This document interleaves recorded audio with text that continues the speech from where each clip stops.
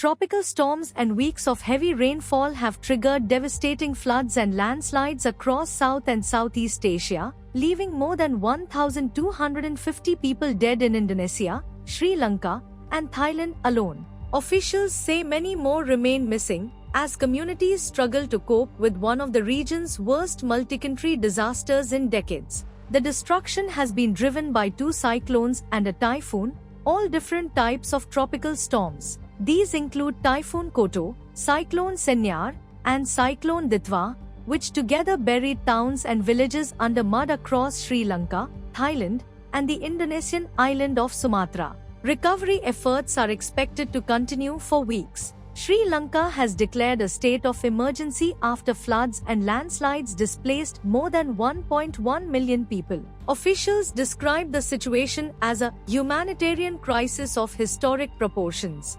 In Indonesia's North Sumatra province, reporters on the ground say landslides are widespread, affecting every village along their route in North Tapanuli.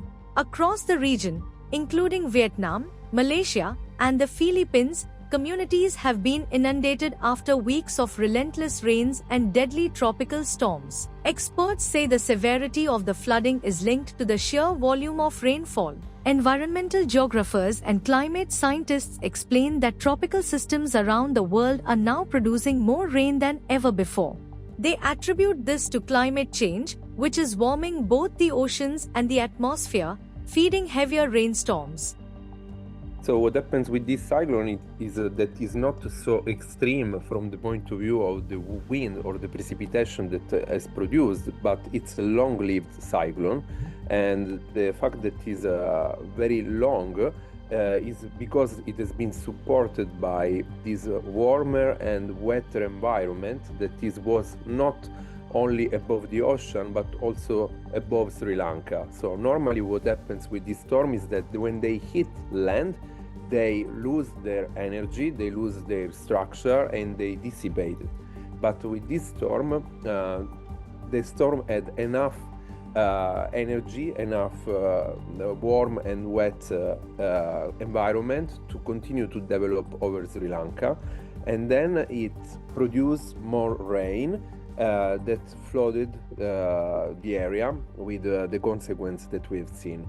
Yes, climate change can be definitely linked to the path and the intensity of the storm, and more of the consequence of the storm. So we know that burning fossil fuels increase greenhouse gases emissions. This warms the ocean and the atmosphere.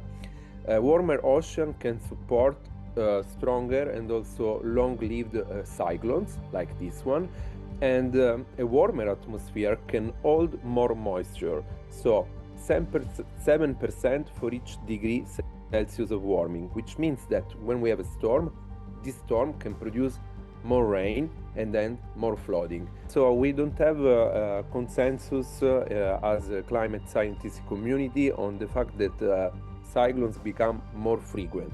But what we know is that the cyclones that we have, that are about in the same number, they become more intense. So they produce more rain, and so they are more impactful. So the same amount of cyclones produce impacts that are larger because they are all becoming more intense.